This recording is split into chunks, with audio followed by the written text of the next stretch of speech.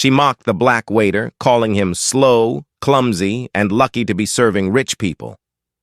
Everyone laughed, except her father. He walked over, leaned close, and whispered a single truth that froze her completely. "That man you humiliated is the one who saved my life." Before we continue this powerful story, tell me, from which country are you watching? And if you love stories that teach real-life lessons, make sure to subscribe.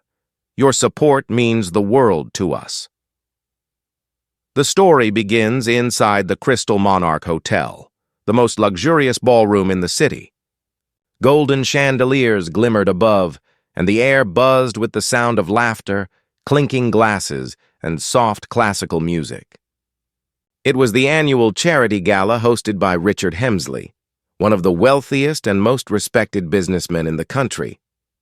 Every year, the event attracted celebrities, investors, and politicians, all dressed in shimmering gowns and expensive suits. But this year, the spotlight was on one person, Amelia Hemsley, Richard's only daughter. At 22, Amelia had just returned from studying abroad. She was beautiful, confident, and utterly aware of the wealth she was born into. Cameras followed her every move as she walked into the ballroom in a diamond-studded gown, her smile practiced, her charm effortless. To everyone, she looked like perfection, elegant, polite, sophisticated.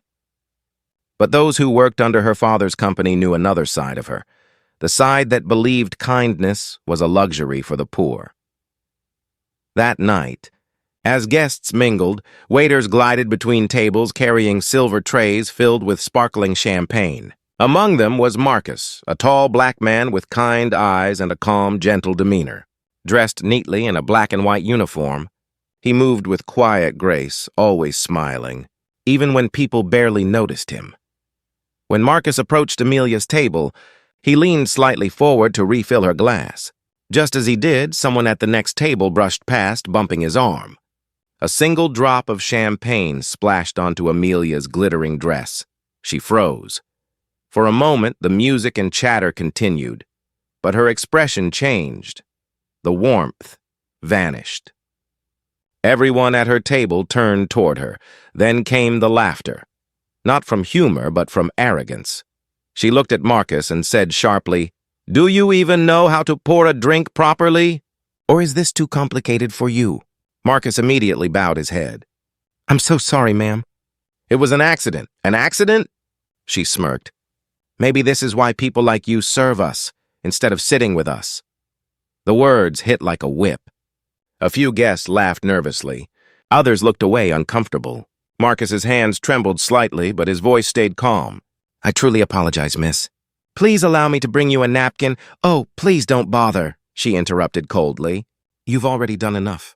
"I just hope you're better at cleaning tables than serving drinks." The laughter around the table grew louder. Marcus nodded silently, turned away, and walked toward the service area, not out of shame, but out of quiet dignity. At that moment, across the room, Richard Hemsley had been speaking to a group of investors. But when he heard the laughter and saw the look on Marcus's face as he stepped away, something deep inside him twisted. His smile disappeared. His mind flashed back to a memory buried for decades. A memory of a stormy night, a river, and a stranger pulling him from the wreckage of his car. That stranger had those same calm eyes. His hands clenched as realization struck. Marcus, the very man his daughter had just mocked, was the man who had once saved his life. Richard's heart pounded. He didn't say a word. He simply excused himself from the conversation and walked slowly toward Amelia's table. The music played softly, but the laughter faded as people noticed the expression on his face. Not anger, not confusion, but pain. Amelia looked up, surprised. "Dad, did you see what just happened?" This waiter spilled, "Stop!" His voice was low but firm, the kind of voice that silenced a room. People turned. The music softened. He walked past Amelia and stopped beside Marcus, who was now standing near the exit, holding a tray close to his chest. Richard placed a hand gently on his shoulder. "It's been a long time," he said softly. Marcus looked up, startled. His eyes widened in recognition. "Mr. Hemsley?" Amelia frowned. Wait, you know him? Her father turned to her, his voice trembling slightly. Yes, Amelia, I know him. This man isn't just a waiter. He's the reason you even have a father standing here today. The crowd went silent. What are you talking about? She asked, her tone suddenly uncertain. Richard took a deep breath. His eyes glistened. Because the man you just humiliated is the one who saved my life. Gasps rippled through the ballroom. The music stopped completely. All eyes were on Amelia, whose face drained of color. The laughter from moments ago was replaced by stunned silence. Marcus stood motionless, humility in his posture. He didn't want the attention, didn't want pity, but the truth had already shattered the illusion of superiority that hung over the room. Amelia looked at him, really looked at him, for the first time. Not as a servant, not as a waiter, but as a human being. Her lips trembled.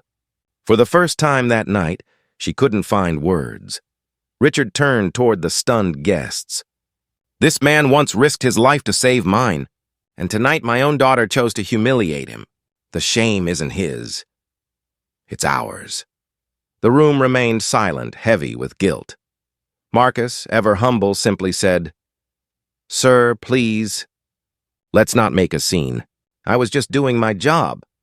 But deep down, everyone knew. Something inside that golden hall had shifted forever. The ballroom had fallen utterly silent. Moments ago, it had been full of laughter and pride. Now, only the quiet hum of the chandelier lights remained. Dozens of wealthy guests sat frozen in disbelief, watching a billionaire stand beside a man in a waiter's uniform. Amelia's hand trembled on her glass. Her cheeks burned with confusion and embarrassment. Dad, what do you mean he saved your life? She whispered, hoping no one else would hear. But everyone already had. Richard Hemsley turned slowly toward her. The kindness that usually softened his eyes had been replaced by something heavier. Disappointment, maybe sorrow. You shouldn't have spoken to him that way, Amelia, he said quietly. Not him. Not anyone. Amelia tried to laugh it off. It was just a joke. You're taking it too seriously. Her father didn't answer. He simply looked back at Marcus, the waiter who now stood stiffly, unsure whether to leave or to stay. Richard reached into his coat pocket and took a slow breath, as if gathering courage. Then he spoke again, voice low but firm, echoing across the hushed hall. Ladies and gentlemen, he began, I need a moment of your attention. Every eye turned toward him. The musicians stopped mid-note. Even the waiter stood still, trays balanced in mid-air. This man, Richard continued, resting a hand on Marcus's shoulder, is not just a server tonight. He is the man who once saved my life. And until this moment, I never knew how to thank him. A murmur rippled through the crowd. Amelia felt her chest tighten.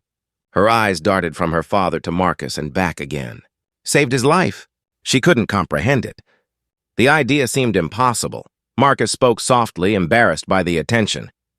Mr. Hemsley, please. There's no need, but Richard raised a hand gently. There is. You saved me when I had nothing, Marcus. Tonight my daughter needs to hear the truth she's never known. He turned back to Amelia, his voice trembling just slightly. Before you were even born, I was not the man you see today. I wasn't rich. I wasn't powerful. I was broken, financially, mentally, everything. One night I lost control of my car and went off a bridge into a freezing river. No one stopped. No one cared. Except him. Gasps filled the air. Amelia stared at Marcus in disbelief, the pieces of the story slowly falling into place. Richard continued, his gaze fixed on his daughter. He risked his life to pull me out. I was unconscious when he dragged me to the riverbank. The doctor said if he'd been 1 minute later, I wouldn't have survived. A lump rose in Amelia's throat. She wanted to look away, but her father's voice anchored her there. I promised myself, he said, that if I ever found him again, I'd tell him what that meant to me. That night I didn't just survive an accident, I was given a second chance. The company, the wealth, the fame, none of this would exist if it weren't for him. Marcus lowered his eyes. Sir, I was just doing what any person should. You don't owe me anything, Richard shook his head. No, Marcus, I owe you everything. The audience stayed silent, many visibly moved. A few guests who had laughed at Amelia's mockery now stared down at their plates, ashamed. Amelia finally found her voice. It came out as a whisper. I didn't know." Her father turned toward her fully. "That's the problem, Amelia. You never ask. You look at people and see their clothes, their job, their color, but you never see them." His words pierced through the glitter and gold around them, cutting deeper than any lecture could. Amelia's eyes shimmered with tears. "I didn't mean to hurt him, I just—" Richard stepped closer and placed a hand gently on her shoulder. "I know, you thought you were being clever, but arrogance is a mask for emptiness. I wore that mask once too, until this man tore it off me with an act of courage." Marcus finally spoke, his tone calm and forgiving. "It's all right, Miss Hemsley. We all say things we don't mean. What matters is what we learn from them." His words, simple and genuine, hit harder than her father's speech. The same man she had humiliated minutes ago was now offering her grace. Richard looked at him with admiration. "Still the same heart, Marcus? Always the same." He turned to the stunned audience once more. "We came here tonight to raise money for charity," he said, voice firm. "But charity means nothing without humility. Let this moment remind us that true worth doesn't come from money, but from character." The guests nodded slowly.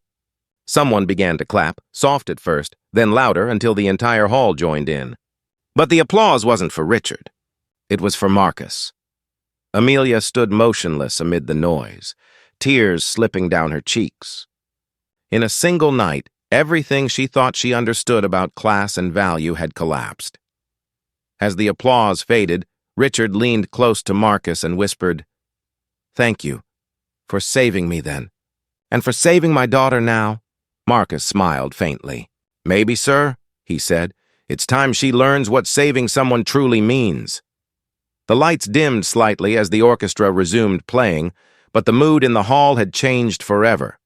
What began as humiliation had turned into the quiet awakening of a young woman's conscience, and deep in her chest, Amelia felt something she hadn't felt in years.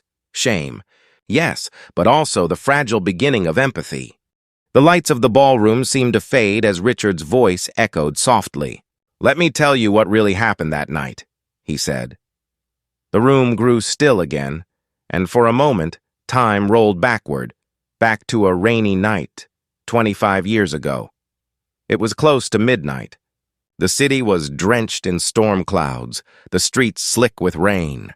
A much younger Richard Hemsley, barely 30, sat inside a small car that smelled of cheap whiskey and despair. His clothes were soaked, his eyes red and hollow. He had just lost everything. His company had gone bankrupt. His investors had walked away, and the one person who had believed in him, his wife, had taken their newborn daughter and gone to her parents' home. All that remained was regret. As thunder cracked across the sky, Richard gripped the steering wheel and whispered, "Maybe the world's better off without me." He pressed the accelerator and sped down the deserted highway, the wipers barely keeping up with the sheets of rain. The car swerved as he tried to blink away tears. Then, out of nowhere, a flash of headlights, a screech of tires, and the sound of metal twisting. The car broke through the guardrail and plunged into the black, roaring river below. When Richard opened his eyes, icy water filled his lungs. He tried to scream, but only bubbles rose. Panic exploded in his chest. The car was sinking fast, the current dragging it down. He pounded the window, but the glass wouldn't break. His breath grew shorter. The world began to fade, and then, through the storm, he saw a shadow. Someone had jumped into the water. The figure fought against the current, kicking hard until reaching the car. A heavy wrench smashed the window. Arms reached inside, grabbing Richard by the collar, pulling him out just as the vehicle disappeared beneath the waves. Richard gasped violently as his head broke the surface. The stranger dragged him toward the shore, coughing and sputtering, until they collapsed on the muddy bank. Richard lay there trembling, barely conscious. Through blurred vision, he saw the man kneeling beside him, pressing his hands on Richard's chest. "Breathe, sir, come on!" One hard push, then another. Finally, Richard coughed up water and began to breathe again. The man exhaled in relief, his face illuminated by the faint light of a street lamp. He was young, strong, and shivering. His skin was dark, his clothes torn by the current, but his eyes were calm and kind. "Easy now," the stranger said. "You're safe." Richard tried to speak, but all that came out was a broken whisper. Why would you risk your life for me?" The man shrugged, smiling faintly. "Because if I was the one drowning, I'd pray someone would do the same." Richard looked at him, astonished. "What's your name?" "Marcus," he said simply. "Marcus Carter." Richard pulled off his soaked watch, shaking. "Please, take this. It's all I have. I'll find you again, I promise." Marcus shook his head. "You don't owe me anything, just promise you'll help someone else one day." "That's enough." Before Richard could say another word, Marcus stood, gave a short nod, and disappeared into the storm. The next morning, rescue crews found the wreck of Richard's car half a mile downstream. They said he was lucky to be alive. But Richard knew it wasn't luck, it was Marcus. That single act of courage changed him forever. He rebuilt his company step by step, driven by a vow to live a life worthy of the man who saved it. And yet, through all the years of success and power, one regret lingered. He never found Marcus again. Until tonight. Back in the glittering ballroom, Richard's voice faltered slightly as he finished his story. "I searched for him for years. I thought he'd vanished. And now, after all this time, fate brought him back, not to save me again, but to save my daughter from becoming the kind of person I once was." The crowd sat motionless, every heart stirred. Marcus stood quietly, his eyes lowered, humble as ever. He had never sought recognition, only to live by the same promise he gave that night long ago, and as Amelia listened, tears blurred her vision. For the first time, she saw the truth her father had carried for decades, that the greatest heroes don't wear suits or crowns. They simply act when the world looks away. The ballroom was still, but the tension had shifted. Amelia Hemsley stood frozen, her elegant gown shimmering under the golden chandeliers. Yet nothing could mask the storm inside her heart. For the first time in her life, she didn't feel powerful, beautiful, or admired. She felt small, vulnerable, ashamed. Her father's story had pierced through her arrogance like a dagger. Marcus, the man she had mocked just moments ago, had risked his life to save her father, the very man who gave her the privileges she now took for granted. She wanted to run. She wanted to hide, but she couldn't. Not yet.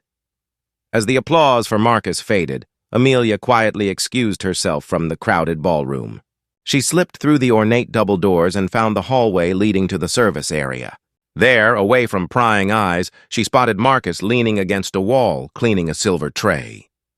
His posture was calm, almost indifferent, as if the world's judgment didn't touch him.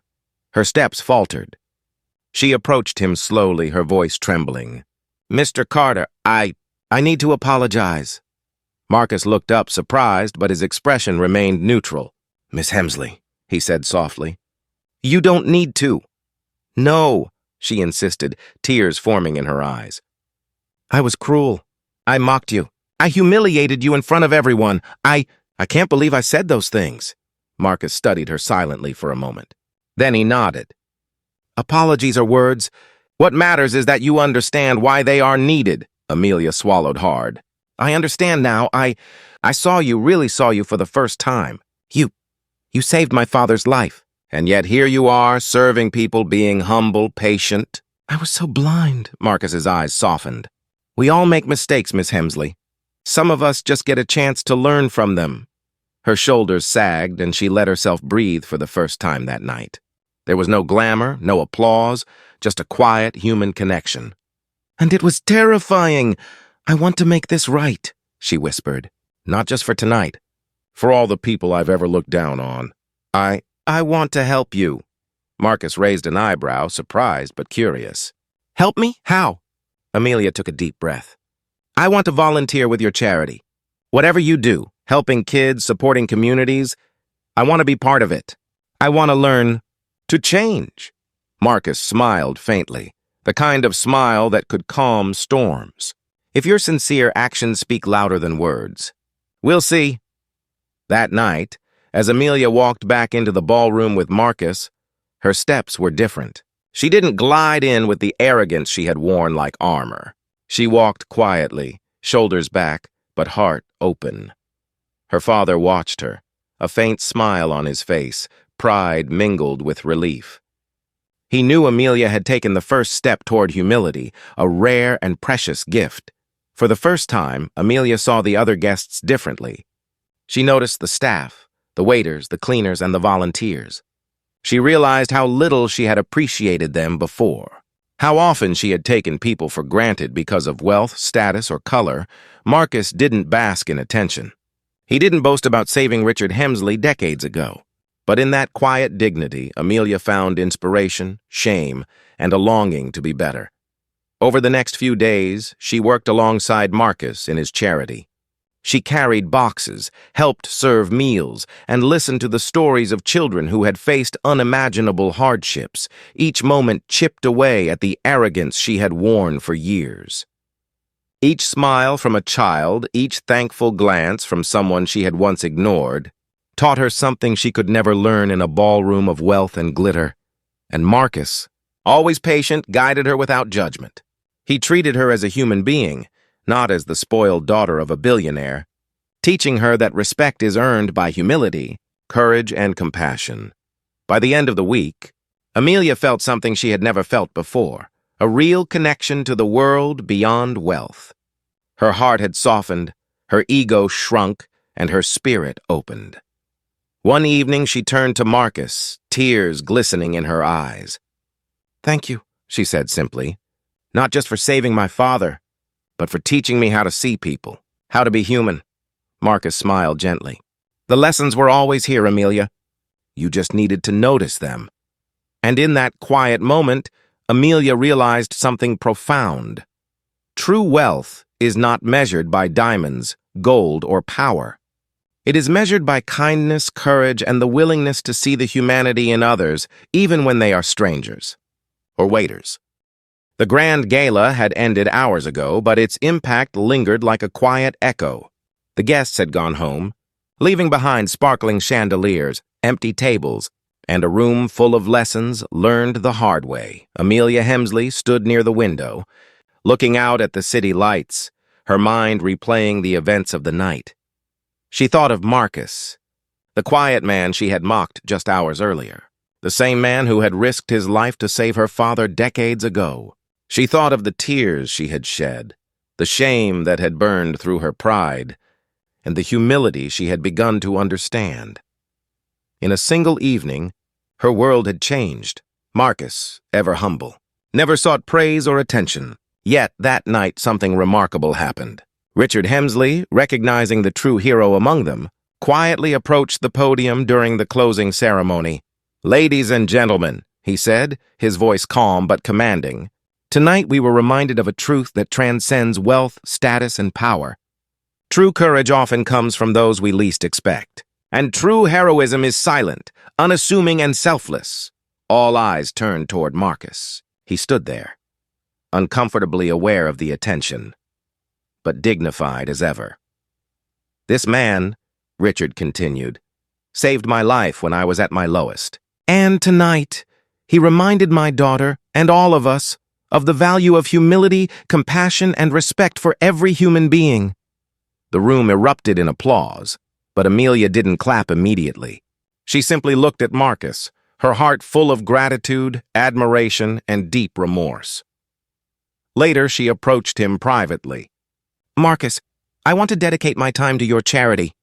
I want to do good, not for recognition, not for money, but because it matters." Marcus smiled faintly, his eyes kind. "If you truly mean it, actions will speak louder than words." And Amelia did mean it. Over the following weeks, she worked closely with Marcus, learning not only about charity, but about life itself. She discovered that the worth of a person isn't measured by their clothing, their status, or their wealth. It's measured by their courage, their empathy, and the impact they have on others. By the end of the month, Amelia had changed profoundly. She no longer judged people based on appearances. She no longer laughed at those she considered beneath her. Instead, she used her privilege to uplift, support, and empower others. Her father watched with quiet pride.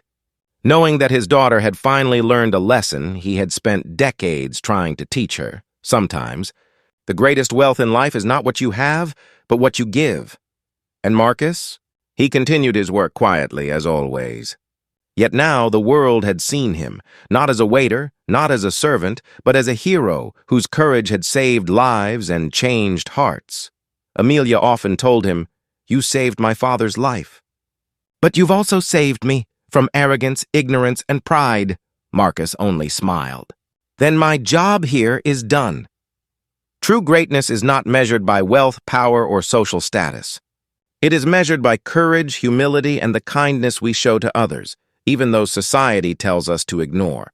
What would you have done if you were in Amelia's shoes? Comment below and tell us your thoughts. And if you enjoyed this story, make sure to subscribe to our channel for more inspiring, real-life lessons and unforgettable tales.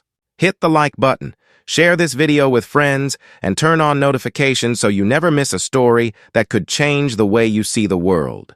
Remember, heroes aren't always in the spotlight. Sometimes they are quietly shaping lives around us, teaching lessons that money can never buy.